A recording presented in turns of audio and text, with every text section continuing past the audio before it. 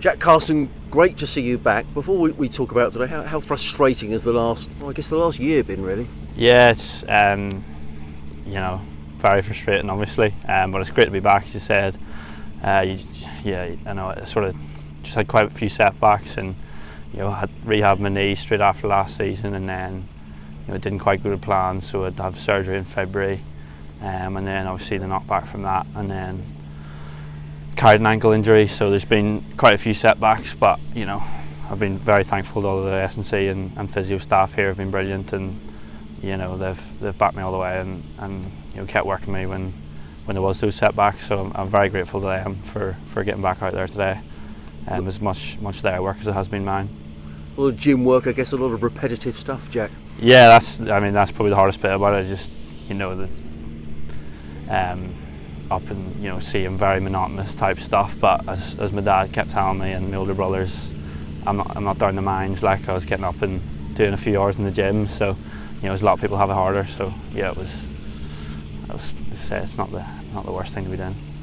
And when you're doing that rehab, are you sort of thinking to yourself, this is what it's all about? It's all about getting out here on a day like today. Yeah, and I think at times maybe I got close, sort of playing in May, and I tried maybe myself to push things on a little bit too quick, and probably didn't have the patience at times that I probably should have had. But that's all part of the learning as well. So hopefully, fingers crossed, I won't have another similar injury. But when I do, maybe learn from mistakes and that. But you always want to get back out in the pitch as early as possible. So there's definitely a balance to it.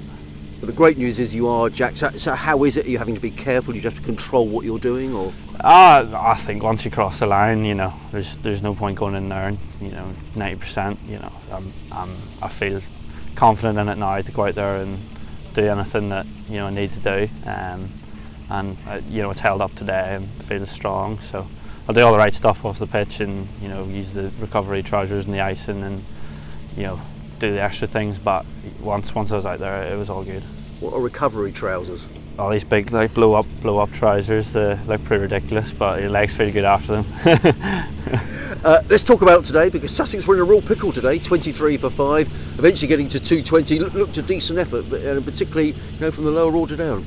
Yeah, I think it was at 10:30. There was maybe a bit of moisture just still with the dew and stuff, and it looked really hard work up top for the lads.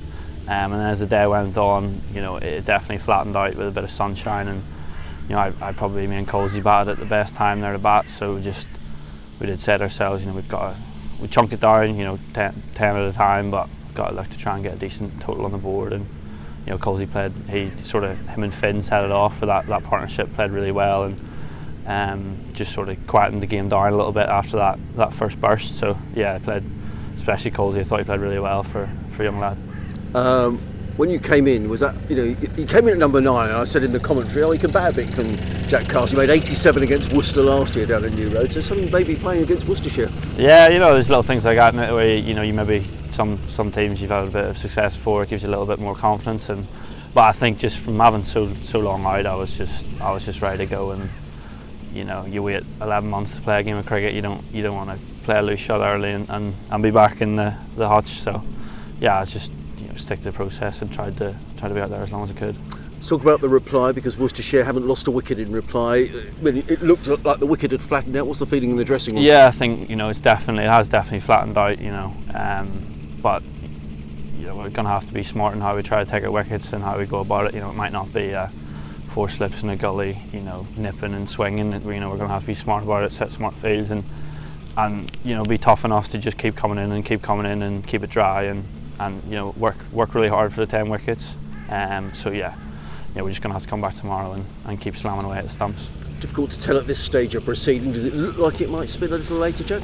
Yeah, it's a funny one this year. I think, obviously I haven't played, but they've always looked quite dry, but they haven't really broken up, so it's hard to know. Again, it looks like it could break up and spin, but there's been nothing as of yet. So we'll just have to see if it doesn't spin, still have to find a way to take wickets and help bowl them out. So yeah, we'll have to see how it plays out.